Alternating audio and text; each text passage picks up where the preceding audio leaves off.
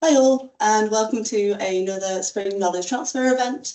Thank you for joining us today, along with Anglian Water and Serimax, who will be sharing the key learnings, insights and challenges behind their collaborative work to improve health and safety, productivity and water efficiency during phase 1 of the SPAR project. For those who aren't familiar with Spring, we are the Centre of Excellence for Innovation in the UK and Ireland, and our main objective is to enable effective delivery of innovation and collaboration by creating centralised intelligence for both water companies and suppliers. Our mission is to attract, connect and support innovators across this industry to accelerate transformation. And that's why we facilitate and host knowledge transfer events such as today. So through knowledge sharing, Spring supports the transfer of the learnings from an innovation project. Sorry, I've just lost my that's why we facilitate events like today to support the transfer of learnings from innovation projects to the wider sector, creating project legacy that helps innovators to identify and adopt the right solutions at a greater pace. Last year, we partnered with Ofwat, the economic regulator for England and Wales, to build out a view of what best practice knowledge transfer looks like. We brought together senior leaders and innovation managers to design a vision for knowledge sharing. What is it that we're actually trying to achieve? And ultimately, we wanted to unlock faster adoption by creating a world-class knowledge sharing culture. So just a little bit on what we did with Ofwat. So number one of the best practice principles is to learn from what already exists before committing to innovation projects. So to aid this, we created the Spring platform, which hosts a multitude of project case studies aligned to the priorities laid out in the Water Industry Strategy 2050. Links to these resources will be put in the chat in a moment. And we're also working on other tools to ensure innovation intelligence is easily accessible to the sector. Number two is target innovation insights to the right audience to meet our objectives. So we want to make sure that the right people are on this call listening to the lessons. So for today, do we have our engineers? Do we have our procurement teams? Do we have our design and construction managers? And will they be able to take action on the knowledge share today and empowered to share with their own organisations? Number three is that insights are shared regularly through multiple channels from day one of the project. So historically, knowledge share has happened at the very end of the project, and we really want to start moving towards a model where we share from day one. Number four is that sector knowledge is open and centralised, so we want to make sure that we're all being open and honest when it comes to the learnings from innovation projects, and we want to make sure it's all in one place, i.e. Spring, because fragmented knowledge, as we know, is a lot more difficult to engage with and learn from. Number five then is that insights from both innovation successes and failures are shared. And this one's really important. So as we all know, the lessons learned from failures are just as vital as lessons of success. And so we'll be hearing some of those today from our presenters.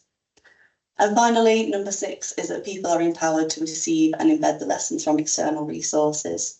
So Spring and the presenters today can all share our knowledge, but we want to make sure that the receivers of the knowledge actually have the resources and capacity required to make those changes and that they feel empowered to do so. It's great to be showcased alongside Anglian Water again today, who are actually one of the first to implement best practice knowledge sharing with the Whole Life Carbon in Design project in 2024, which you can view still on the Spring platform. So thank you again to Anglian Water for your openness and honesty when it comes to sharing innovation projects. Back to today, I would just like to give a warm welcome to all of the audience members joining us live. We are joined by the UK and Ireland water companies, supply chain, academia, and lots of overseas colleagues too. So welcome to the call, all those who joined, and thank you so much for joining us. And as always, we'll be including a poll during this event to gain your thoughts. Answering our poll is the most impactful way you can help us make sure these events are providing value to you, your organisation, and the wider sector, and that these showcases are supporting faster-paced adoption of solutions. Your insights not only help us understand the actions you plan to take on the knowledge shared today, but if there was anything more we could have done or shared to ensure successful transfer of the key insights from innovation projects. We'll therefore be launching the poll at the break, so if you do need to jump off the break, please make sure to submit your answers when this comes through, and we'll relaunch it again at the end of the session today for those who didn't get a chance to answer during the break. You'll also get a chance to ask the project team any questions at the end of the session, so do make sure to keep putting your queries in the chat throughout today's presentation, and we'll get to those in the Q&A session at the end. So now I'm just going to quickly run through the agenda and introduce our speakers before we kick off the session.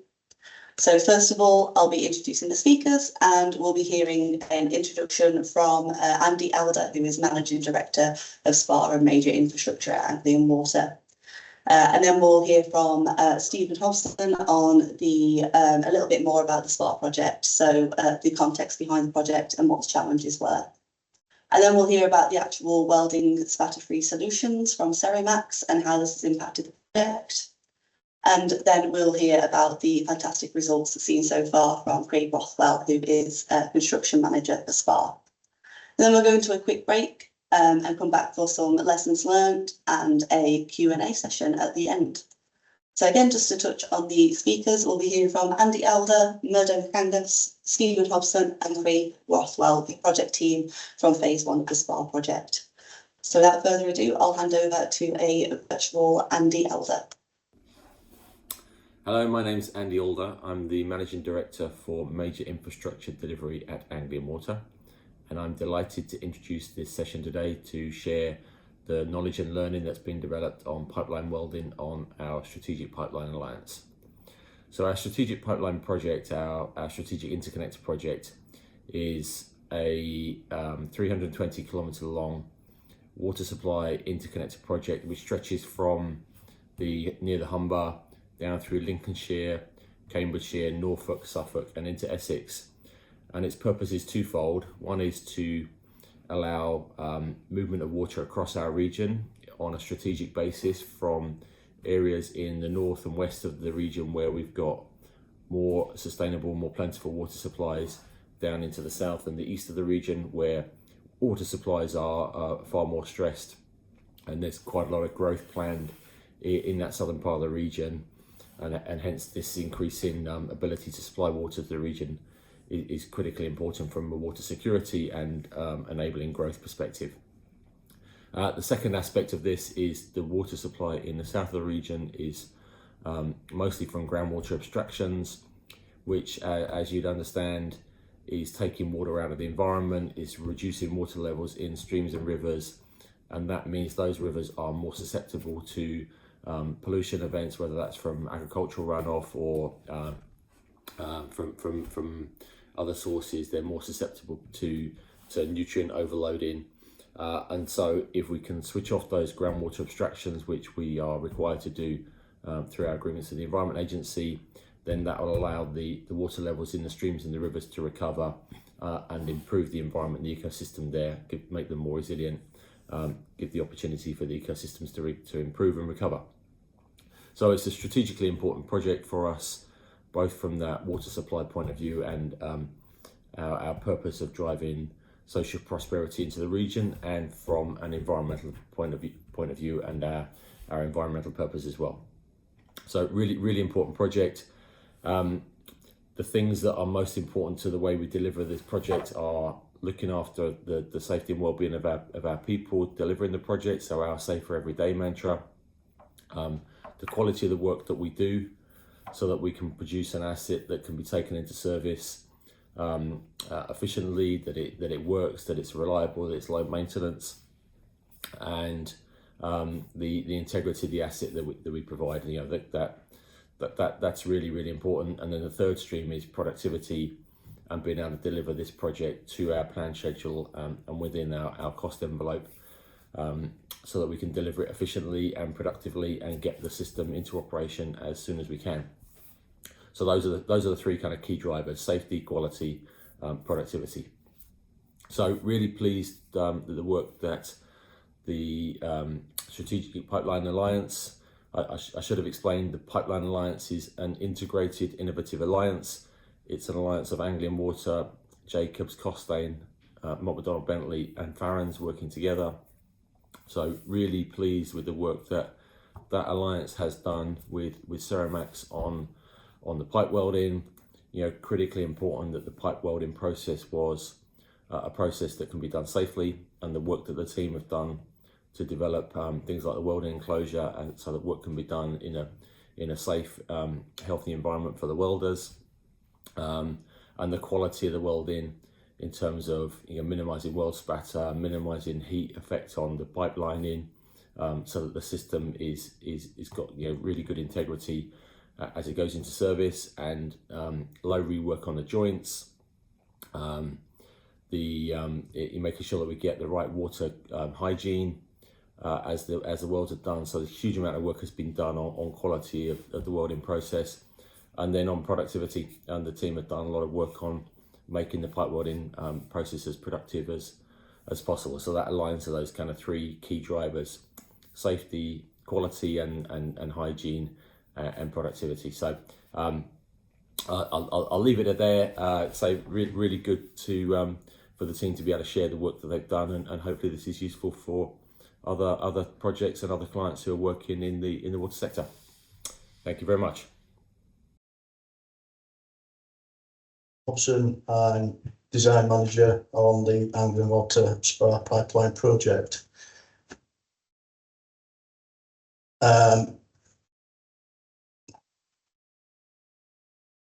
Yeah, as Andy alluded to there, what is the Anglian Water Spa Alliance?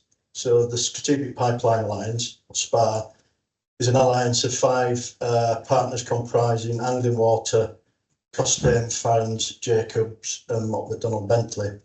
You'll also see in there that there are Atkins, and Atkins are involved via as Farrens design delivery partner.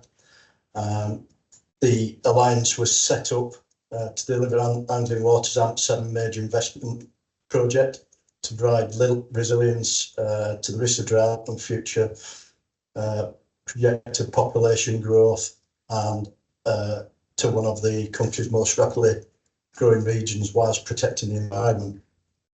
The purpose of the alliance is for the group to work collaboratively to harness best practice, innovation, talent and skills from each of the partner companies and the wider engineering community to deliver one common goal.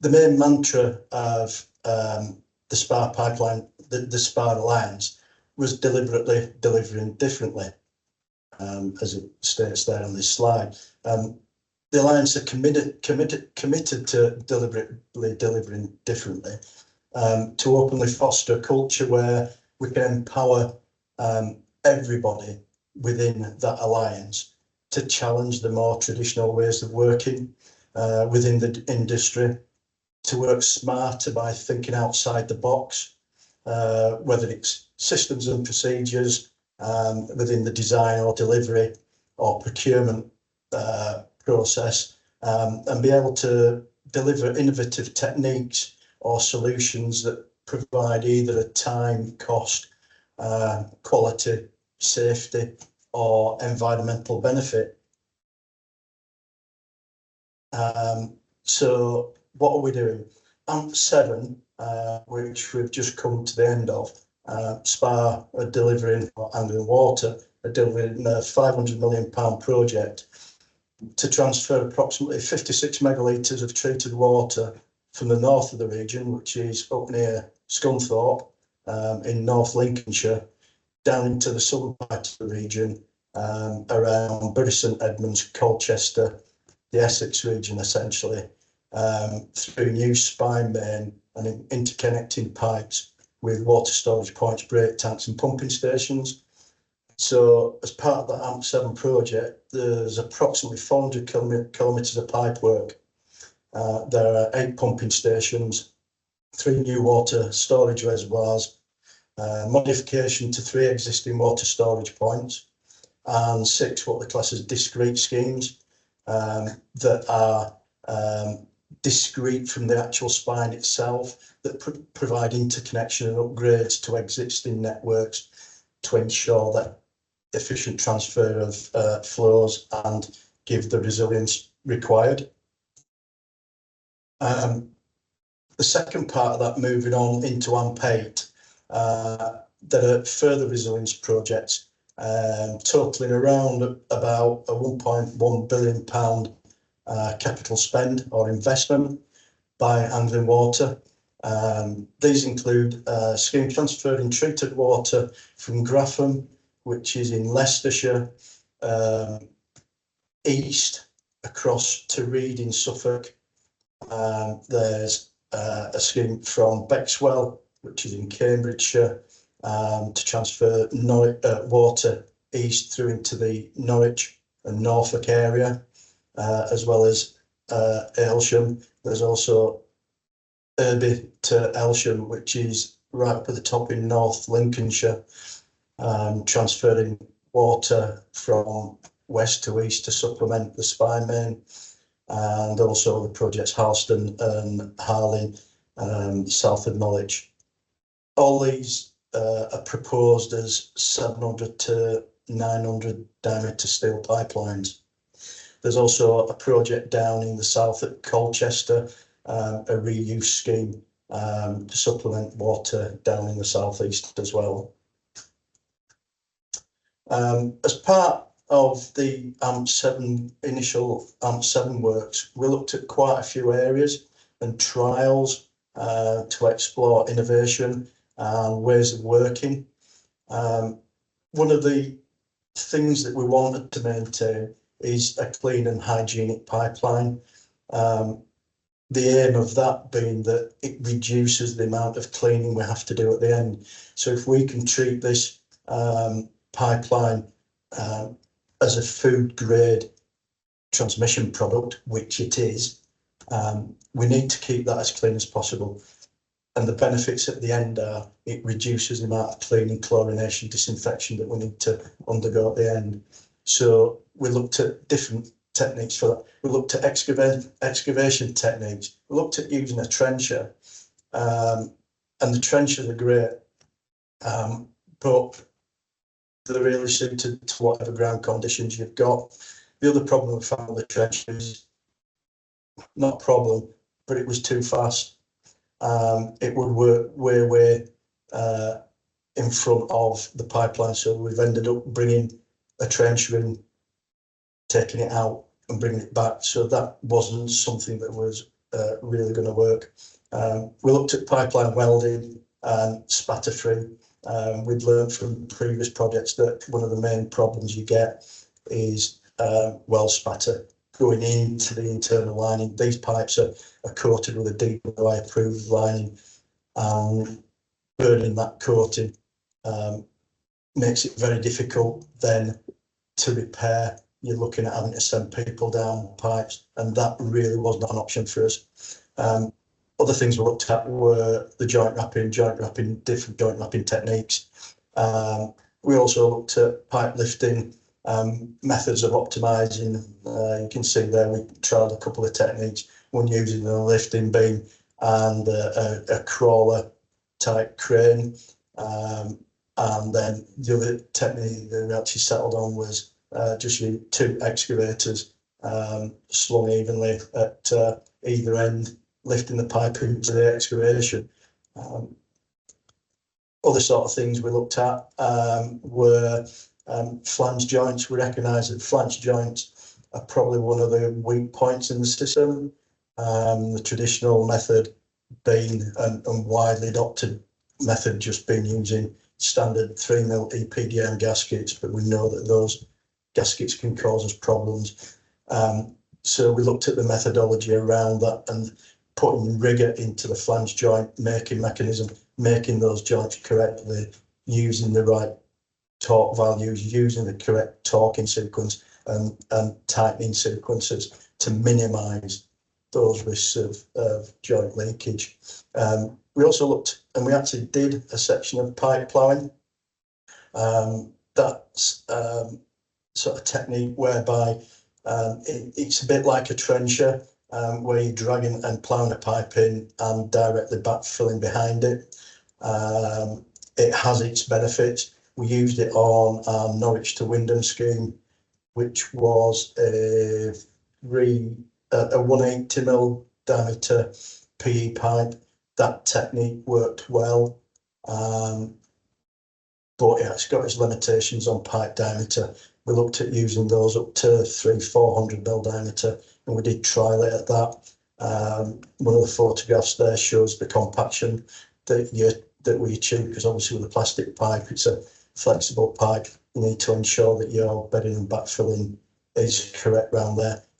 So after we'd been through with the pipe plough and recompacted the ground behind it, we then excavated around the pipe to have a look in various places and found that the bedding and compaction was more than adequate. And then the other main thing that we looked at was commissioning, low water commissioning. We recognised that the traditional method would probably use 3 times the volume of the pipe to flush, and then another volume to disinfect.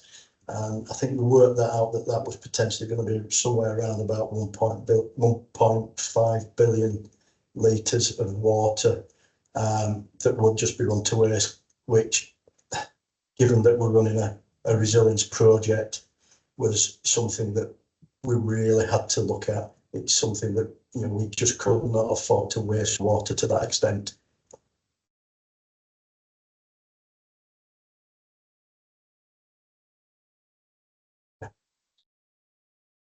And over to Murdo. Excellent, thank you, and morning all. So I'm Murdo McCangus, Commercial and Operations Development Director for Serimax.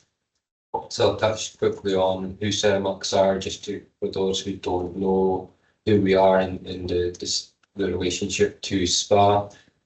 With Serimax, we were established in 1978. So we are an international field welding expert company that focuses on pipelines. And the idea behind Serimax on the SPA project is to bring our experience and knowledge to look at the challenges that they were facing. We heard from Steve about the amount of water used during commissioning to flush the pipes through.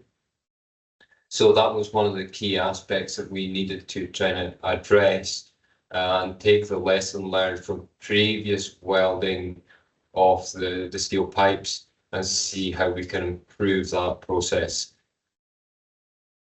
So let's explore the E-joint. So this is a spigot socket type joint that is widely used in the UK potable water networks for steel pipe. Typically the range, and we heard from Steve about plastics, is up to about 400 or 500 millimeters in diameter, and then we move on to steel pipe. So the larger diameters is often the spigot socket E-joint. So the objectives from the get-go was to look at how we reduce the weld spatter during the process. So on the screen now you can see the orange sparks, as it were. I just do that again, just to see where when you're welding the joint at the end. If I use the mouse here to show on the screen, this is the welded area here between the two pipes. When you're welding that, there is a potential of the sparks to go in, as Steve's mentioned, and damage the internal lining of the pipe. So the pipe, the cross section of the pipe, is a steel pipe with a lining inside, a coating that we don't want to damage. You can see here on the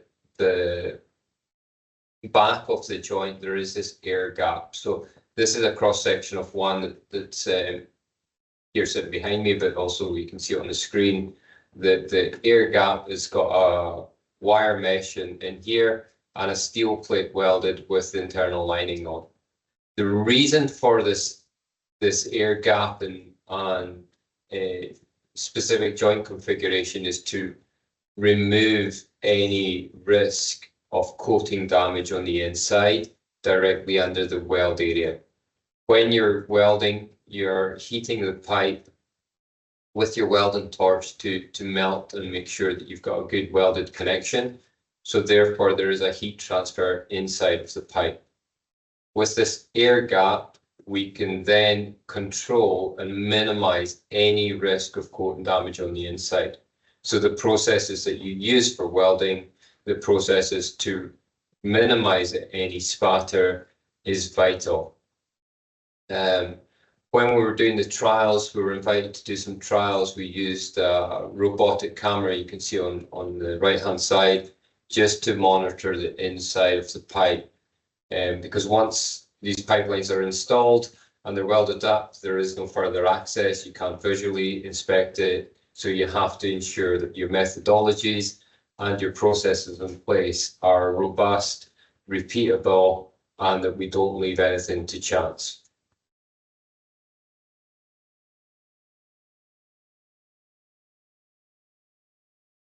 So this is a walkthrough of the E-joint, and as explained earlier, so we can look on the camera to see where the E-joint is and explain a little bit more of the depth of the E-joint. So you can see the plate at the back has been welded in, and there's a resultant gap that is between one pipe and the other. The important thing of this gap is obviously it makes fit up in installation very quick. You're sleeving one pipe over the other, and then you're going in with a welding to seal the joint. This is the concept of the E-joint. So if we move on to what were the challenges before we first went to the SPA Alliance in 2019 to demonstrate our different welding processes. And obviously, as Andy Alder mentioned at the start of this session, one of the key aspects is safety first. And we have that through, and then we look at quality, which is to define a spatter-free welding solution, one that will be able to be adapted to site. And then obviously look at the production on the outside of that as well, and ensure that what we do on the welding is not coming into the critical path of the installation operations. So with all these aspects, we take our solution forward, and we recognize that it is for potable water, and that we have this cleanliness mechanism to ensure that the pipes, and it's not just a welding aspect on ensuring cleanliness. When the pipes are manufactured, when they're transported, when they're gone into the install, the process of ensuring that all these steps have kept the pipe clean, then the fit up is clean, and then we do the welding process that then ensures the integrity of the pipeline. So when it comes to commissioning, we can consider minimal commissioning flushing. So it's a full collaboration approach, and we're part of a wheel that is the bigger wheel of all the projects. We're a sum of all the individuals that are on this project working together, and it's not any one standout ambition, except it's the ambition of us all. So on this example, we have on the first video there the MMA process. So this is a stick weld previously utilized in welding of the E-joint. And we can see the amount of sparks and spatter that is in the pipe. Granted, to be clear on this one, it's a pure pipe and pipe butt weld joint, but the same process would apply whether it was on the E-joint. And what we've done with this videos here is to simulate what is happening within the pipe quite clearly on the video.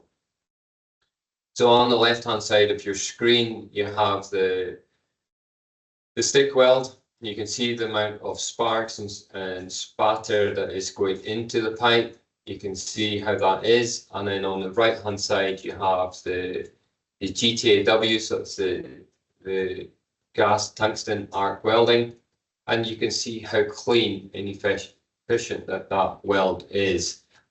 Two welding processes, they both have their strengths, they both have their weaknesses, but in terms of selecting the right process for the ambitions of the project, that's where the knowledge transfer comes in. It's about understanding these concepts, processes, having contractors that know there's different ways of working. The process on the left, the stick process, it's a very robust process in terms of you can take that stick process outside into the elements and weld your pipe and get a good welding result. On the right-hand side, that process is more susceptible to environmental impact around you. So what you need to ensure is that the right environment is created to deploy that efficiently on site. One of the other aspects that Serimax has done is to look at taking that process to site. How do we do that? So on the picture here, you can see a welding habitat. Now it looks like a glorified garden shed, but within that habitat, it is made of steel. It is got the correct level of extraction. All the equipment needed for the welding is mounted and fixed inside, and it is moved by the excavators that are lifting the pipe. So there's no additional equipment needed to move the portable habitat over each weld joint. It has one power supply and two gas supplies, and then it is a full workshop environment. So that is the innovation that we've developed further to selecting the process to ensure that what we do is we create the right environment on the field, on the delivery, to ensure that the quality remains. Not just does it underline the quality aspect, but in terms of safety, it is a certified habitat for equipment, in terms of electrics, in terms of lifting, and in terms of a full pure roller assessment. It's a complete unit. And this is where the safety, quality, then the repeatability, scalability, and production comes into place. And as I said, we created with this habitat the environment conditions that once you're inside there, you're welding as if you're working in a fabrication shop at one of the fixed permanent locations. So we can take that, we've made it portable and deployable to site. Now we come on to the results, and I'll hand over to Craig just now to go through what the results of these innovations have had as a positive impact on the Spring and Anglian Water project. Hello everyone. Yeah, I'm Craig Rothwell, construction manager on SPA. Various roles throughout the spine of SPA. Now looking at the Grantham to Peterborough section. So if we go into it, so we started technical, as Murdo and Steve have touched on there, started technical engagement during the site investigation stage of the Lincoln to Grantham project. This is at the start of the Strategic Pipeline Alliance back in 2019, which was about 12 months prior to installing any pipes, any steel pipes in the first phase of SPA. Rather than jumping straight into mobilisation, the team worked collaboratively with the specialist welding contractors from the outset to trial, validate, understand welding processes under live site conditions. Internal inspections, such as the robotic camera footage we've seen, welding demonstrations help to inform decisions on welding methodology, particularly around some key issues we anticipate to experience and wanted to overcome, such as weld spatter, coating damage, and repeatability. This proactive, data-driven approach meant welding became a predictable and stable component of delivery, not a risk factor, and providing the data to help remove welding from the critical path and ensure focus on the excavation and lifting operations. Also shows how bringing in delivery partners early, when the planning and technical decisions are still flexible, can make a huge difference downstream. This approach effectively removed welding as a constraint and ensured realistic, robust program and control of the delivery on site. Some of the points there on the slide that we've touched on. So when we went into 12 months before we started laying pipes, then some of the innovation trials, and Steve touched on some of them.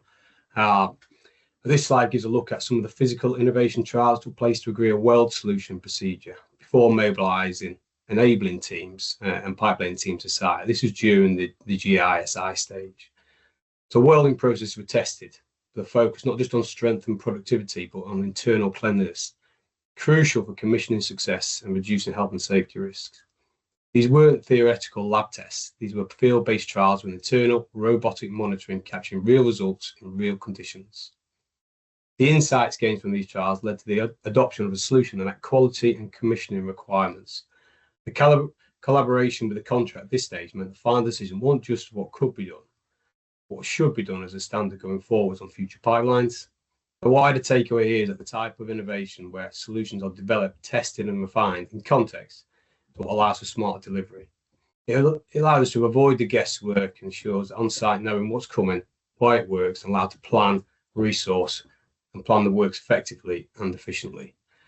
And what it shows there is actually we did these trials on site with the habitats, with the various contractors, and then it shows some of the pictures there of weld spatter and non-weld spatter. Some of the key benefits from that where we touch on hierarchy is the health and safety as priority, and then moving on to the productivity and program. So we agreed proven methodology. Some of the health and safety key benefits of it was the agreed proven methodology, avoiding the need for site operative to enter the pipe to monitor, check, or repair the internal coatings during and after the welding process. Purposely fabricated welding and coating shelters, protecting the workforce, ensuring consistent quality and changing the site conditions, and reducing people-plant interface and works in excavation by carrying out above-ground welding ahead of the main pipeline crews. These in turn also gave productivity benefits and increased plant and operative utilisation by allowing us to continue excavating and laying pipe without the downtime and operatives entering the pipe to carry out any remedial works on the previously laid trench weld, reducing the quantity of in-trench welds and additional excavations, lifting in the trench bell pits, maximising the production. And what it shows there is some of the above ground welding was done ahead of time, easement stripped, and the above ground welding carried out ahead to reduce the amount of plant and resources in one area, getting that done ahead of time, reducing the risk on program. And then the next one show it actually the 3 sticks which have been welded, getting ready to lift them into place, and then the welding habitat for the in-trench welds. Productivity I'm looking at the above ground welding, so it's a lot quicker, a lot more control. So we was working between 12 and 13 welds per day, 196 to 110 meters. They were way ahead into the distance, and then they would lift 3 sticks and weld the in-trench welds. And depending on ground conditions, anything from 50 to 200 meters were laid per day, 4 to 10 welds, approximately depending on diameter, but ranging around 45 minutes per weld on the 700 to 900 steel pipes. One of the other benefits we're looking at is the low water commissioning. So this slide shows some of the most operational benefits, particularly around water efficiency during commissioning. Typically, a pipeline of this type will be swabbed and flushed at least 3 times to ensure cleanliness before being put into service.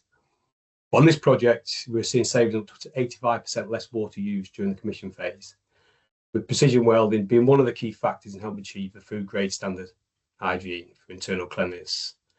We've touched on before, but the kind of savings there, 220 megalitres during the commissioning phase, upwards of 200, 250, 300 grand for during the commissioning phase alone. The internal condition of the pipe showed minimal spatter, no coating damage, and passed water tests early, reducing time, cost, environmental impact. Which also is obviously with the cost benefits of saving that water, it's also less water to waste, which usually run to waste. This has significant sustainability value, particularly for future frameworks where water efficiency is under increasing scrutiny.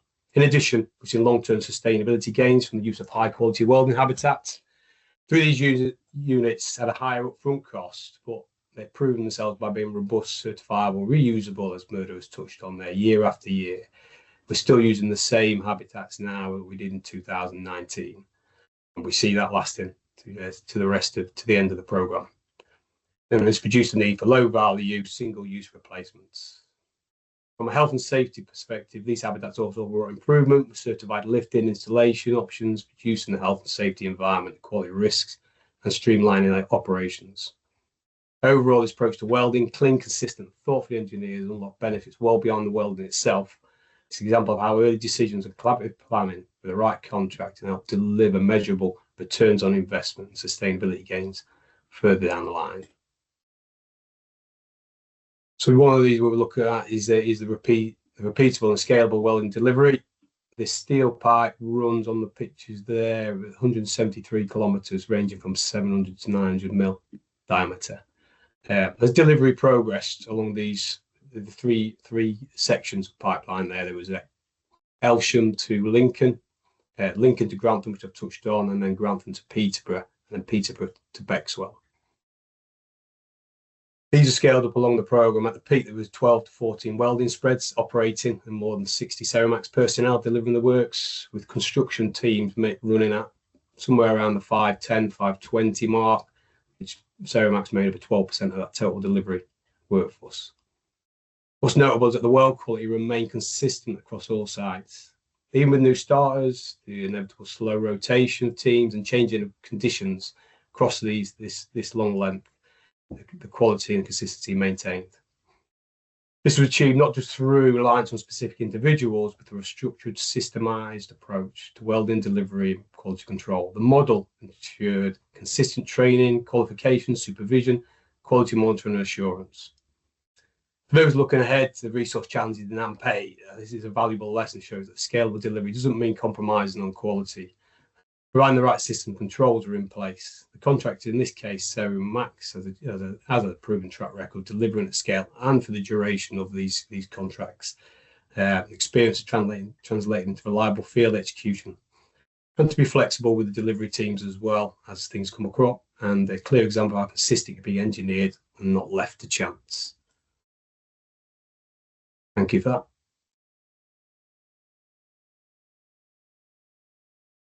Thanks, Craig. Going back to Murdo to hear about some of the next steps involved in the project.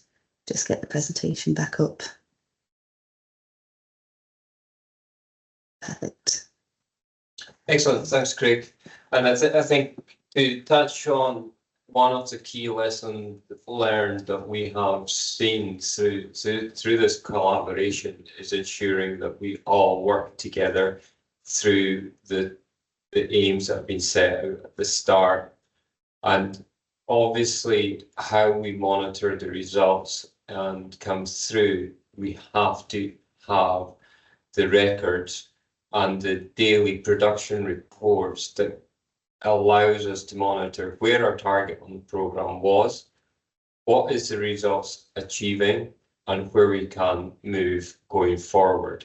So just to kind of close off on the ROI from Craig is we can touch on the continuous efficiency that we can see on the screen there with regards to looking at the performance, recording the performance against our baseline of the programme, and then the Elsham to Lincoln example that's on the screen, we overachieved as a group in terms of the delivery that we achieved in the day. So we ensured that, as Craig said, the going for quality did not compromise on the schedule. It did not compromise on the programme, and therefore we can see that we have not induced welding in this case into the critical path. We are still optimized, and there's still work that we can do to further refine as we move forward. I think as we all have, every company has the obligation to look at sustainability, and we have been looking at that for some time, but now it's at the forefront of the businesses that we do. To be able to save up to 85% on the commissioning water as a whole on one project is absolutely massive.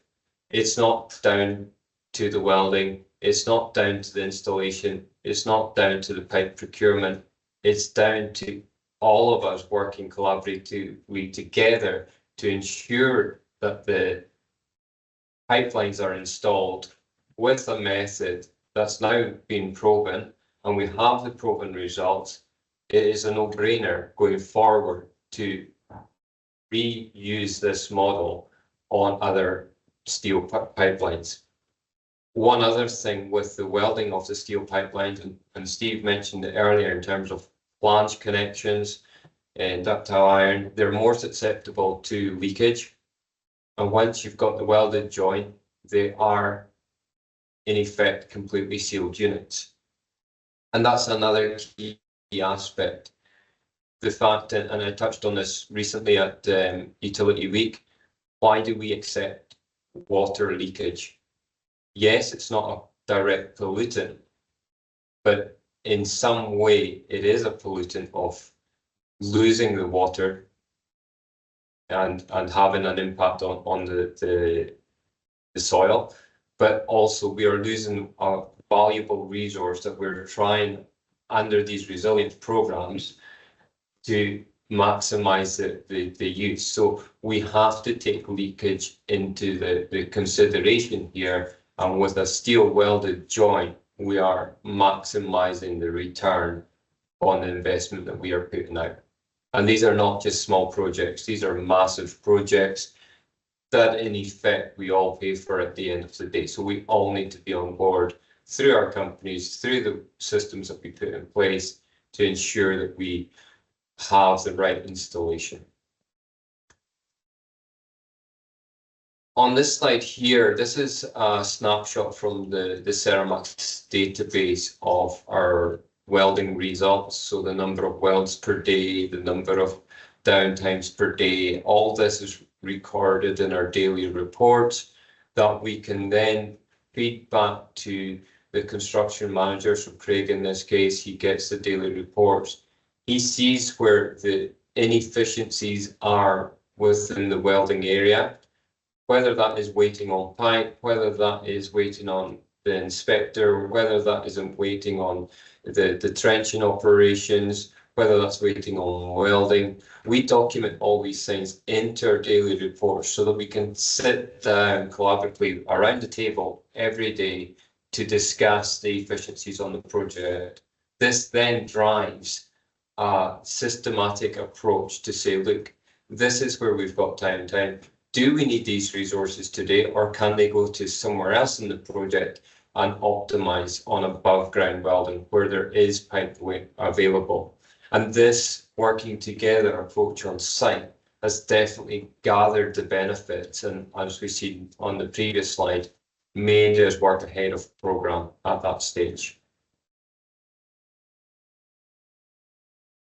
As always, we always look to the next step. So the first joint, the E joint, which was supplied through FT pipelines in Knoxville, we have now and are introducing the ER spherical joint as a next step. And what this joint does is it allows some radius bending in your pipe joints. So what we have done in this one, it works in the same principle as the E joint in terms of there is an air gap behind the weld to avoid the coating damage within the pipe. If I just move on, we've got a small video here of a sample that we have put a hinge joint on the top, just to demonstrate in this case the rotation that is available within this joint. This joint does come with limitations, and I have to stress that because the methodology that is used for fit up, where the welding seam lies, there is a potential that you could damage the coating.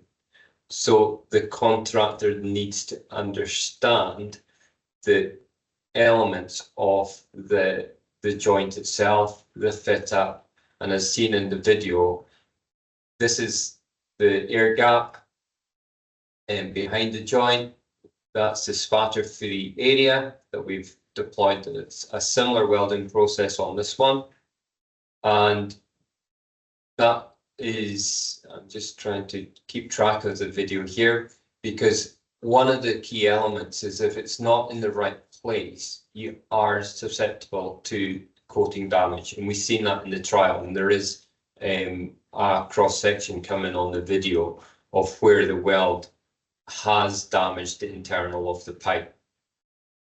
It's not about knowing the methodology, it's about understanding, and for the people who are doing the fit up and doing the welding to have the knowledge and the experience to be able to deliver. So yes, if you see there now on the screen, at the opposite side of where we are, we did the battery test limits on the welding process, and you can see that there is coating damage, what we've seen earlier on the previous welding processes can directly affect. And then this adds to the flushing that's required, potential quality issues of the parent pipe itself, and then how we have to rectify, manage and rework. And that's not a position that anyone wants to be in, because as we know, in terms of re-excavation, doing remedial work, it all adds cost, time, delay, your commissioning is suffering, you've got teams of people waiting to finish their pipeline and move on to the next part.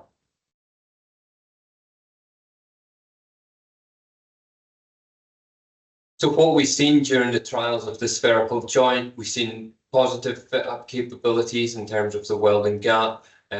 We've seen some bending radius on the pipe of up to 7 degrees in terms of the straight length pipe. So potentially there's a saving there to reduce long radius bends. So if you have a 15-degree bend, for example, coming across the field, 2 pipe joints or 3 pipe joints, you could engineer that out from the engineering stage using a different pipe method. So we're looking always with the partners at the SPA to see what is the next step. Where can we refine our processes and ensure the welding security and control to reduce risks?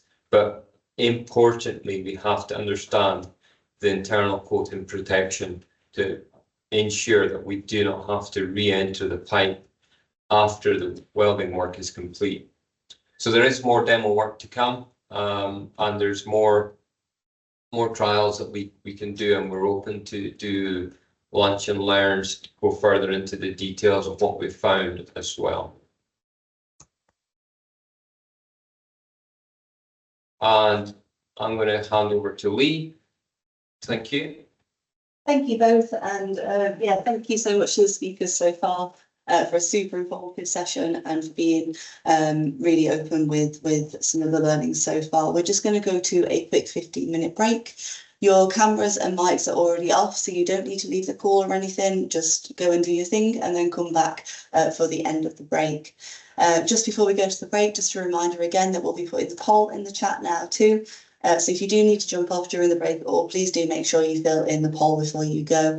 It really is the best way that you can impact the knowledge sharing service from Spring and make sure that we are delivering the most valuable stuff to you and to the sector as well. Keep asking your questions too, because when we come back, we'll be going into some more lessons learned and then a Q&A session before we close up. So do keep popping your questions in the chat as they come to you. So the time is now 5 to 11 and we will come back at 10 past 11. Thank you.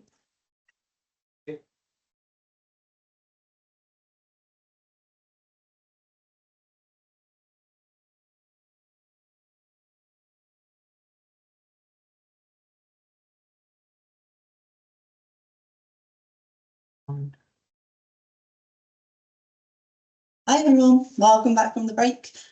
So now we are just going to go into a bit of a deeper dive on the lessons learned throughout this project as a panel discussion, followed by a Q&A session. So as I said before the break, just keep putting your questions in as they come to you. And I'll pass on to Murdo and Steve for learnings. Brilliant, thank you. So Steve, what was the main lesson that you've taken from this welding process and the spark collaboration? I think it's been reiterated through the slides quite a bit about the scalability and being able to adapt.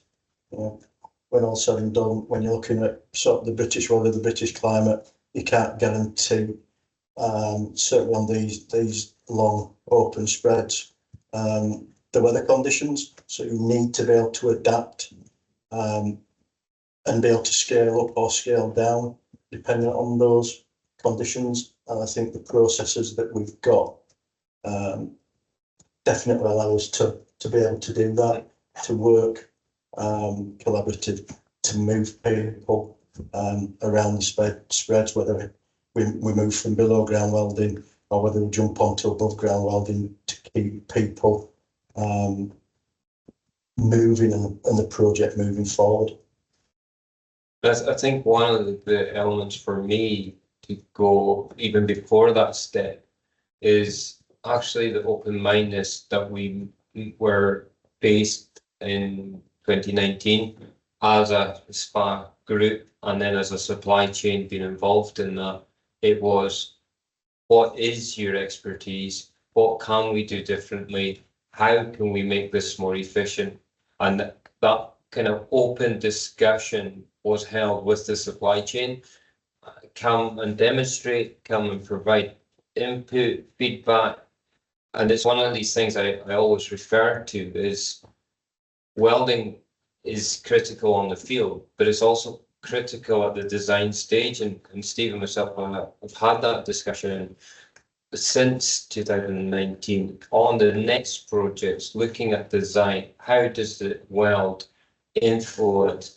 How does each part of the supply chain influence at the design stage to bring things forward? So when we get into production, is putting in place each of the steps that we have designed, and we don't leave it, as Craig rightly mentioned earlier, was leaving things to chance. We don't want to do that. That's adding risk. And when we know that there is production risks, like Steve mentioned, the weather, adapting to the environment, we're going through some sensitive areas, and we have to be realistic. We have to say, okay, this section is now closed due to some environmental constraints. We have to respect that. We have to understand that. But we then just go to the next plan B, the next step. We can continue here. We can deploy our resources here. And that flexibility through the partners as a whole and the network that we're working around is a key learning from my side. Yeah. I'm going back onto one of the point that you made at the beginning that we all seem to forget as well. The beginning of AMP7 in 2000 was when COVID hit us. Yeah. And also the Ukraine war started, which really had to focus minds on methods. Steel pipe at that point in time, trying to obtain steel pipe or the coils to be able to manufacture the steel pipe, given that 5 of the major mills were in the Ukraine and shut down. Gas supplies into Europe reduced, therefore availability within Europe also shut down. That gave us as a project quite a major headache, and we had to look at what we could do, how we could get that pipe. Going back to the procurement elements, you really need on these pipeline projects to think well in advance of how you're procuring, because let's face it, you need to be giving suppliers a good 9 months before they can start shipping pipe into the UK for you to have it available to you. And they can only ship say around about 5.5, depending on the diameter, say 700, around about 5.5 kilometers of pipe at a time. And we're looking at 170, 180 kilometers from Elsham all the way across to Bexwell, physically getting that pipe into the country is a major issue. So you've really got to think about things like those that up front, you know, get your pipe work, and then your other long lead items. You know, when you're talking 700, 800, 900 down to gate valves, you know, they're not off the shelf items. So procurement, forward thinking on procurement is a major thing. And I think as we go into 8 as well, in terms of, we know the carbon tax coming in 2027, Yeah. the impact that has, and we need to kind of work back from that as a partnership, as a collaboration, in order to identify now what is the design, what's the expectations, and work to the programs accordingly. And it's all about working together. And I think my key takeaway is working collaboratively and adaptability. We have to be adaptive, and that open-mindedness, as I touched on earlier, in terms of the ability to recognise there is different methods, there's better methods, and we are on a stepping stones. We're on this step, but let's look at the next step. Where can we take what we've learned today, develop that further, refine the processes, refine the production, refine the results. Let's see how we can improve, again on sustainability, again on production quality, but also more importantly than all is the safety aspect of it on these construction sites. Well, that's right. Yeah. You know, going back to the doing things deliberately differently. Yeah, you can't be precious about the processes that we've got now. You know, as Murdo said, you know, there may be other innovations, or we may find new things, or other people may have other different ideas that may prove to be better, beneficial. We've got to be open to those ideas. We can't be precious about the ones that we've got now. We've got to be open to challenge. And I think that is how the industry needs to move forward. It's like with these sessions here, you know, being open, sharing innovation, sharing the technology, sharing knowledge. We just can't be precious about that. We've all got to share our best practice. And you know, this sort of forum is ideal for this. Yeah, absolutely. Yeah. And I think that gives it the scalability, not just making sure that what we do in our sector, but then that can be replicated. We've got the knowledge, we transfer that knowledge, we replicate, we train, we monitor, we continuously, we all have the same goal to deliver the works that have been laid in front of us. So, well, that's it. We've got to use the partners like yourselves. You know, the water companies and are used to laying pipes, but the technology and the understanding that you bring, certainly from the oil and gas industry, you know, which, you know, they're doing this type of project day in, day out. You know, the scale of the that we're doing are new, certainly to the UK, and it is a big learning curve for a lot of us. So, you know, taking the learnings from other industries, and especially from, you know, from your background, where you're working, I think, you know, there's a lot that we've still got to learn, and that we could still improve on, and that we could probably bring forward. It's that scalability and the efficiency. Obviously, cost comes into it, and ultimately that's where we all need to be, because we're all driving to be able to deliver as much product as we can for least cost and for benefit for the client, and then ultimately the customer. And you know, we've always got to bear that in mind. I think that's one of the benefits that Serimax has brought to the table as well, as you touched on, Steve, that as an international welding company with experience on landlines worldwide, from the Saudi deserts to England, and the challenges that are different, the methods that are different, but there is efficiencies on both that we can take learnings and share that methodologies and be open about it. And it's working with the civil contractors here that install pipeline and say, look, there's different ways. We did trial the trencher, fantastic piece of kit. if you're doing kilometres and kilometres of pipe in a day, and yeah, we've got welding solutions to do that as well, to match that, but that didn't fit into what we were trying to achieve here. So we've adapted the approach with what is suitable to get the most efficient, cost efficient, production efficiency and quality efficiency, underlining the safety aspect of it. But that is what is the target aim is, from each of us. So I think that probably sums up quite nicely the lesson learned. If there's anything else to add on, Steve, and then we can go to maybe some questions. That's it. The only thing I was that we discussed earlier is that also the contractual relationships between the contract partners is essential in getting that right, because you want to be able to foster collaboration, you know, so getting the contractual relationships right early doors and everybody happy to be able to foster those relationships is key. I think, yeah, I can only second that, Steve, in terms of contracts and making sure that everything is in place and well understood on a collaborative approach, 100%.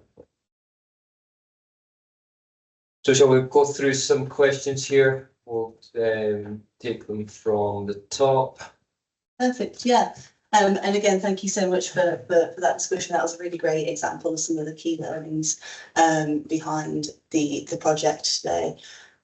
So first question is from Harry Catherall, who wants to know, how do you control the pumping stations and reservoir levels? Have you got central smart control to do this?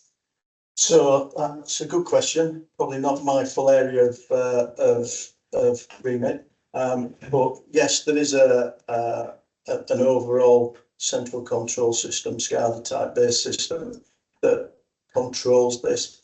Anglian Water have had to change their processes because they've now gone to a region-wide supply system, whereas previously they've been on a regional. You know, they split up into 4 or 5 different regions, and they were managing it within the regions. Now they've had to adapt to an overall resourcing strategy, which has taken quite a lot of work into. I've not been involved in that, but I do know that they've had to put a lot of work into that. But generally, yes, it operates through an overall sort of SCADA enterprise system to manage supply, demand, and resource requirements. Brilliant, thank you. So sorry, Kira, could you just zoom in a little for me so I can read the questions a little bit better? Thank you. Perfect. So another one from Harry is, have you had any problems with pipe dents in the thin-walled steel pipes, and also potentially damaging the internal epoxy lining? The short answer to that, Harry, is yes. Yes, we do have, or we have had pipes that have been dented either in transit or been dented whilst they've been on the spread accidentally. Our methodology is anything that's got a dent in comes out, so we don't weld it. If it has been welded on the spread into a 3-stick, we cut it out, take it out and replace it. It does create headaches, but one of the things, like say with a thin walled steel pipe, there are no real calculations to be able to work out the effect of a dent. One of the things we do know is that it is going to give us problems with adhesion of the internal lining. So therefore, that's why we take them out. What we do with those pipes is we remove them and take them to our fab shop. So one of the things that we set up on Spar, and it's probably something that we didn't pick up on within our presentation, is that we set up we have 2 fab shops, one for the south, one for the north. So any fabricated pipes, any short lengths that we need, they are made up there. So Serimax are involved in that. So we manage that within our production scale. We move the guys up to the fabrication facility and they'll fabricate what they need. What we did with those, when we ordered the pipes, we ordered 500 mil long E-joint spigot pipes. And what Serimax do is then if they get a pipe with a dent in, they'll cut the dent out, strip the coating back, then they will butt weld the E-joint spigot on and make it up to whatever we need, because we're always going to need cut to suit pipes at various points. Yeah. And then the reason for the 1/2 metre spigot, E-joint spigot, is that what it does, it allows somebody to work from the end of the pipe to just be able to reach in to prepare the paint surface, to prepare the weld inside for then coating, without actually physically having to get into the pipe. So that's how we have tended. Yeah, we know that we may have scrap pipes, but essentially any dented pipes come out of the system. Perfect, thank you. Just to quickly say as well, Craig, if you're still on the call, I know you might have had to jump off. If you're still on the call, do feel free to put your camera and mic on and join in the discussion here. The next question, again from Harry, is the pipe wall thickness on some of these pipes on similar projects are SDR 100 and more. What is the design life of the pipeline assets installed? So the design life of the pipeline we're working to is a 100-year asset life. You've always got the issue that you cannot get a coating supplier to guarantee a coating for much more than 50 years. So there's always an issue with that going forward. Externally, we've got a 3LP coating, and we know that you look after that, it's going to give you the design life. We did the calculations on the wall thicknesses, coming back to what we were saying before with the Ukraine war and COVID right at the beginning. That drove us to look at optimising the wall thickness. So generally speaking, steel pipe, if it's 800mm diameter, it would generally have an 8.1, 8.3 wall thickness, somewhere around there. So you're working at 100% D over T. We did the calculation structurally. They can, you can get much thinner than that, and they'll still work structurally, so long as you're careful with the backfill. So we took a compromise. We did reduce the wall thickness because we knew that steel was a problem, so we needed to get them as much out of that as we could. Also, commercially, at that point in time, the steel price went, I think, from around about 500 £500 a ton, somewhere up to about £1,200–1,300 a ton. So it had a massive financial impact. COVID and essentially, the Ukraine war was the main driver of that. So we had to have a look at those. But generally, design life, we're looking at 100-year for the installed pipeline. Amazing. Thank you so much. And does weld spatter cause any damage at all to the internal lining? Yeah, so I think that on the photos from the slides that Craig put up, in terms of he had a before and after, in effect, of one welded joint with the weld spatter, and one with the revised process.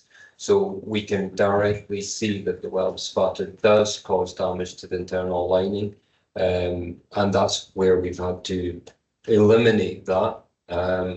And you can see the darkening and it's not just on the weld spatter, but the hot molten sparks, they can pepper the internal lining, and then you've got the spatter itself, and then you've got the coating damage. So yeah, there's two elements on that. So in short, yes, and that's what we have eliminated. Brilliant, thank you. Any thoughts to add to that? Well, I was just going to say, I think on the slides that Craig had shown, you could see, as well as the weld spatter, you get the fume from the actual welding process. So you get that like oxidation, soot, for want of a better word, forming on the inside of the joint as well. So as well as that, you need to get rid of, which potentially going to affect some water quality, and is probably always going to get rid of it. Probably not from what we've tried before. But yeah, definitely the molten sparks do burn the lining and will burn through the lining to the best. Great, thank you. And then Jim wants to ask, do you record on an asset register which joints have been in trench welded and where they've been welded and lifted in? This may be interesting to be able to monitor relative performance of each weld type. So short answer is yes, we do. We know every single weld that we've done. So every single weld has an inspection and test report. It has its own unique ID. And we also know when the pipe's been laid, exactly where that joint is, because each joint is GPSed when it's laid in the ground. So it's a lot of data. I think we're still trying to work out exactly how to manipulate that data. But essentially, yes, we do have it. We have the ITRs have photographs. They follow the whole process all the way through. So yes, we know what was welded as a 3-stick. It might have been done as a 2-stick. It might have been done as a fabrication, but we know exactly where every weld is and its respective inspection test record. And I think just to add on to that, I think one of the key elements that we looked at the very beginning was the weld inspection. So from a non-destructive examination point of view, we do the MPI and the visual on every single weld. We have looked at areas to reduce that, but effectively from a welding contractor's point of view, we look to try and increase the inspection on the weld so that what you see and the results that you see are the quality that you have signed up to. And Craig alluded to it there as well in terms of the scalability, consistency. We have teams going from teams of 2 to 3 right up to 60 plus welders on several sites. We need to be able to monitor quality across each of them and ensure consistency, scalability, and is the solution provided robust enough to cope with that? And that is all part of the testing and then the monitoring that has been done. It kind of gives that reassurance that the goal and the outset on quality and expectations for design life are all kept to that standard. Perfect, thank you so much. And I think just to mention, you said that we could attach that information to the case study on the Spring platform, right? Yeah, I'm sure we'll be able to get some information forward for that. Great, so anybody who's interested in seeing that, we'll be alongside the case study and the recording of today's event on the Spring platform within about a week to 2 weeks from today. Cool. And then the next question from Harry again is, have you installed cathodic protection with the pipeline? Again, I think that one's on me. Yes, with it being a steel pipeline, yes, it has cathodic protection. We had a lot of discussions on it, really, because in theory, if your pipe coatings are 100% intact, you don't need cathodic protection. The problem is you cannot guarantee that you're going to have 100% integrity of your coatings. Now we have done DCGV, forgot it the right way around, surveys on the pipe that's in the ground now, and I think Craig could probably back me up if he's not there, because he was party to undergoing them on around about 150 kilometre length of pipe. I think we only picked up about 3 pinprick defects. And again, that comes down to managing and handling the pipe work, but also the bedding and compaction. I know there's probably no questions on this, but it's something that we've thought about seriously. So bedding and compaction, when we were working, say, through Lincoln to Grantham, which was predominantly limestone, we were crushing and creating our own bedding. So we're creating an S1 bedding. So we knew that we could get good, uniform, even bedding around that pipe. We could manage the size, particle size and shape, and that in itself prevents damage to that external coating.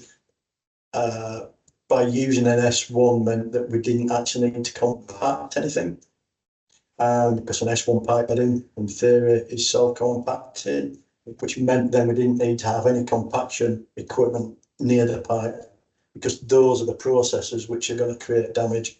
And also health and safety. It means that we don't need anybody in the excavations when we're doing the backfilling. It can all be done away from the trench. Yes, there's an expense in using S1, but we found that from a health and safety point of view and from a productivity point of view, because you've not got additional machinery and equipment to compact with, it increases that rate of production. So again, it's something you need to have a look at.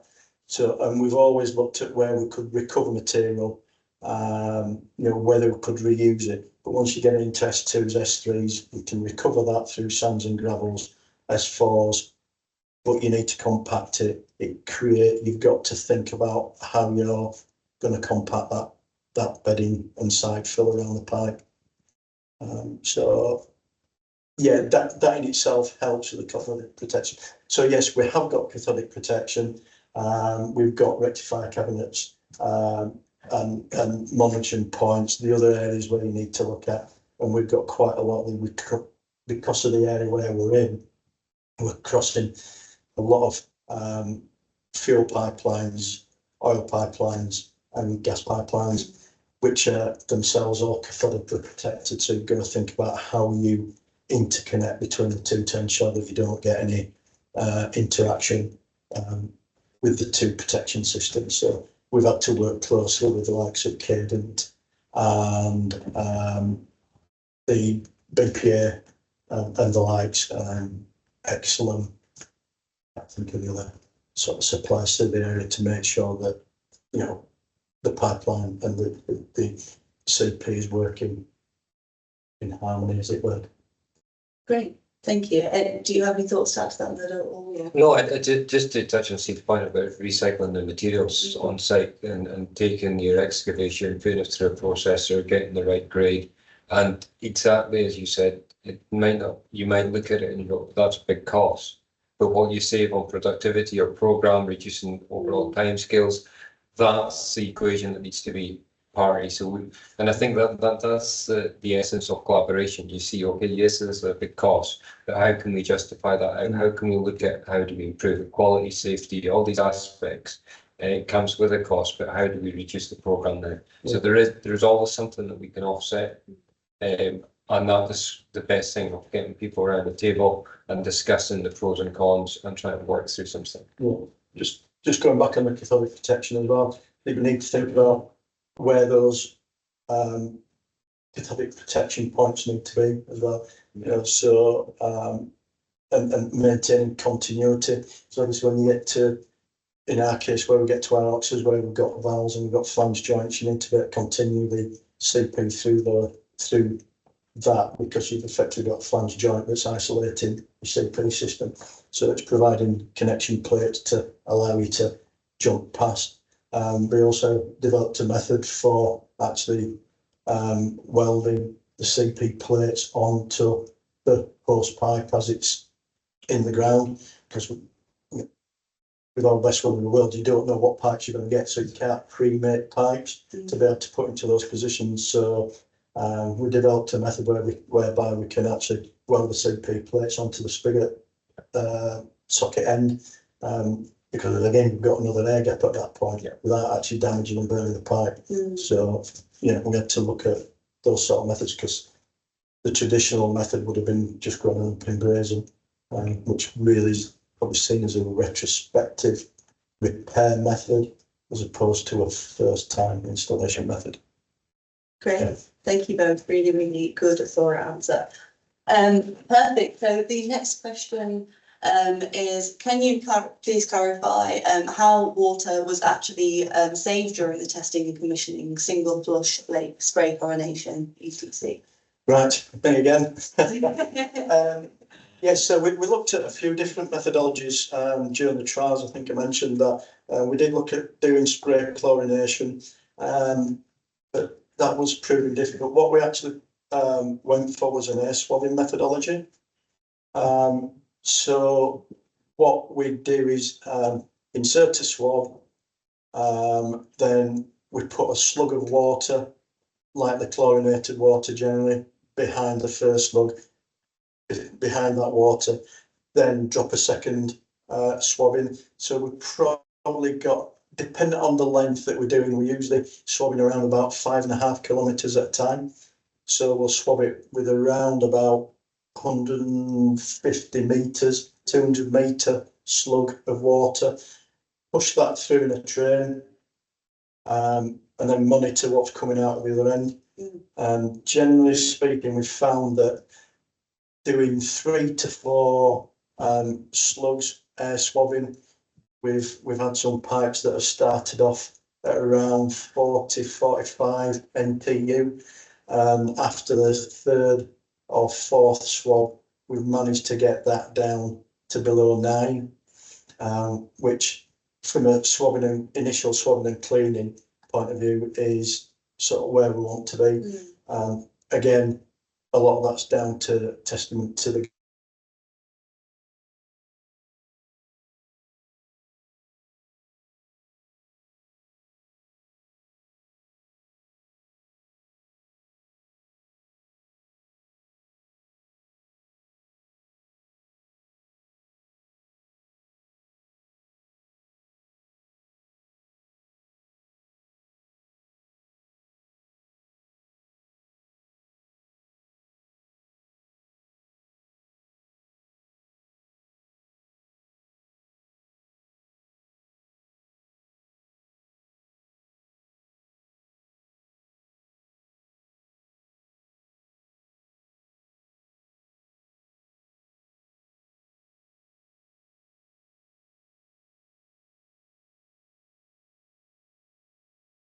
to do.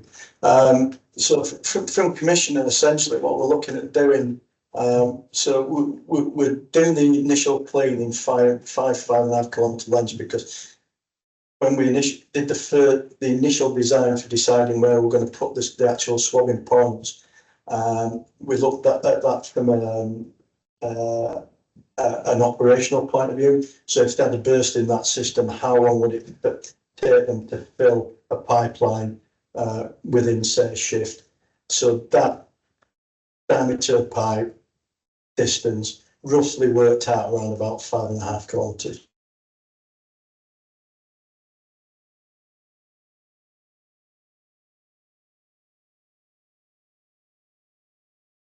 A final pressure test, because at that point in time we haven't done a pressure test. Now, the agreement that which is not a traditional way of doing it. Normally you'd do your pressure test, then you'd do your clean.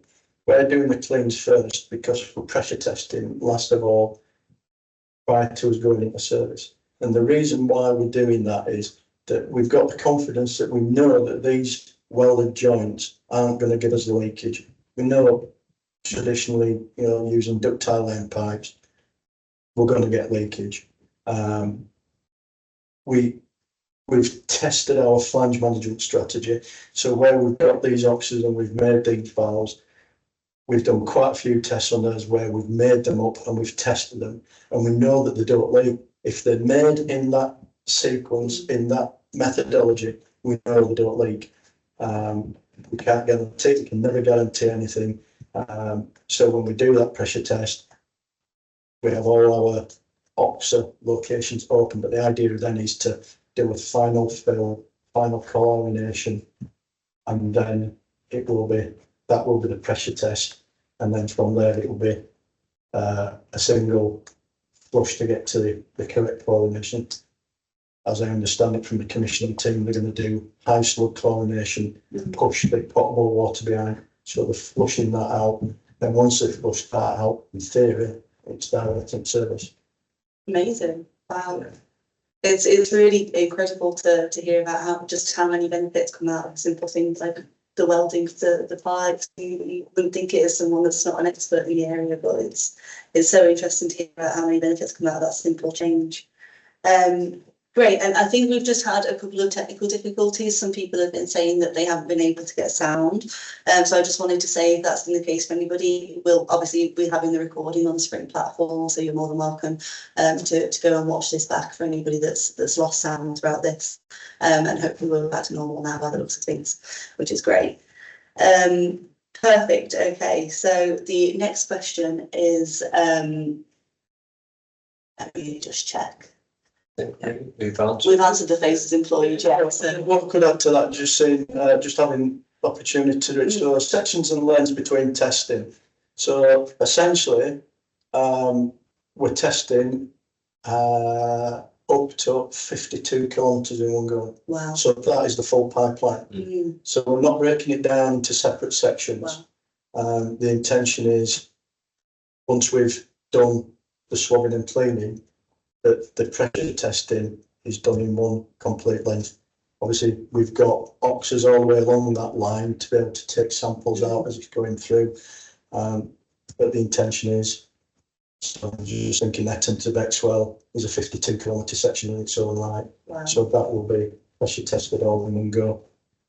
Brilliant. Is there an advantage? The advantage of that, is that about the productivity? Is it water efficiency or? Again, it's obviously picked up in the question, you know, what was water reused and passed from section to section? Yeah.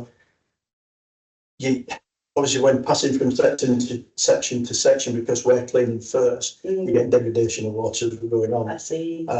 So we're filling one go. So that sort of comes into it there, really. Brilliant. Thank you so much. Murdo, just checking, not got any more thoughts do you want to add to that, all of them? No, the only thing that I would add on is, as Steve mentioned, you know, you do get that area of the joints being open, we get downpours, we do get that open end at times, but I think through process management, I come back to this continually, the method to process management, having that right, you reduce these risks, and when you reduce the risk, then you've got the steps that Steve's gone through quite thoroughly and how to absolutely optimize the most that we can the water testing. Perfect. Great. Thank you so much both. Again, really thorough and brilliant answer. And I think one of the final audience questions is from Wayne again, who has asked, have you had any performance or monitoring processes, plans or principles employed to assess jointing in the following years? Not specifically jointing, but for leakage we have.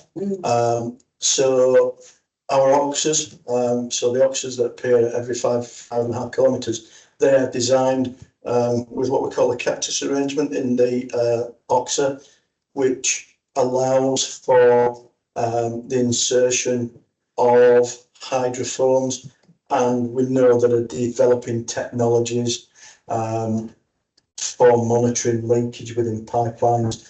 So there's an allowance within the pipeline network to allow the insertion of these.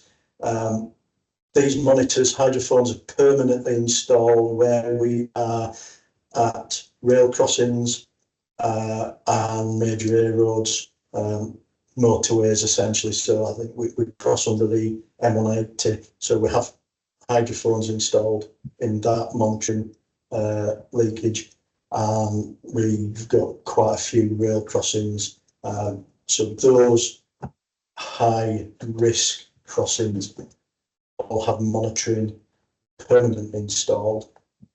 All the other crossings, whether they're trenchless or open cut, depending on where they are, they have the facility because we have oxers either side of those crossings so that they can monitor future performance. And then throughout the network, there are points where hydrophones can be installed, and that's then on top of the CP, which is a monitored system as well. Great, thank you so much. And we just had a couple of questions as well that have come in privately as well. So just to touch on those before we finish up. Murdo, I think one for you. Can you use this concept on other joint types, all the pipe jointing types? Yeah, so for the ductile iron or the flange connection, it's not a welded joint as such. So it can't be replicated across. But in terms of actually, I think Steve's partially answered this one already in terms of doing the testing up front on the flange connectors. It's something that's been taken offline. It's been developed, controlled in a workshop with a method statement. And if to go to the method of the full optimized low water commissioning, that is the steps that need to take place in order to ensure that you can do the cleaning, swabbing, and then move to the final hydro test and flush. Perfect, great. And there's been a lot of mention, obviously, of the water efficiency benefits of this type of welding so far. And Steve, you mentioned a few times the integrity of the pipe and more sustainable pipelines. Have you actually seen a reduction so far in leakage, or is that something you're going to have to monitor in another few years' time? Or It is an ongoing monitoring. We haven't seen any leakage from any of the welded pipes. But yeah, it's a new system. yeah. Only just been brought online, as it were. So it is something for future monitoring to see where we get. So something to report back on. Brilliant, yeah. You can always update the case study when we've got more results on that. Great, okay. And what are the kind of weld and coating repair rates like for this type of welding? Well, Steve. I can answer that if you want. So from the actual welding process, we haven't had any coating repairs at all. You know, that's the whole point, that we just don't get any repairs. The repairs that we do get, obviously when we do a butt welder joint in the workshop, that's a repair, but that's a planned repair. The only other repairs that are done out in the field are the damage that we tend to get to the beveled end. I don't know if we can see it on one of these pipes here, but the actual spigot end, and they tend to be chips or gouges taken out, and they are repaired using one of the IFU approved repair products. And generally speaking, for both pipelines now, we're using Fixo 4820 because it's a much easier to apply coating. The other two coatings that used to be used, the 480FC, all I can liken it to is like spreading jam. It's not an easy product to use. It's a two-part. It flashes off fairly quickly. You've got a limited life, whereas the 4820, it can be brush applied, but you need to do the prep first. But generally, those are the repairs that we're getting.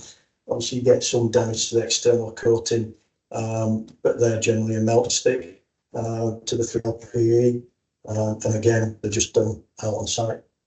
So, Brilliant. I think just to add on to that, in terms of the welding, it's been the right first time rate of 99.9%. In terms of, yes, there's been some small rectification works, but then as Steve mentioned, in terms of the coating repairs on the internal and the lining of the pipe, that is what the whole concept is to avoid, because that then increases your susceptibility of the damage, the water cleanliness on the inside. So that has been the key factor in driving the non-spatter process, as it were, on the welding side, and developing the methodology for that repeatability, I would say.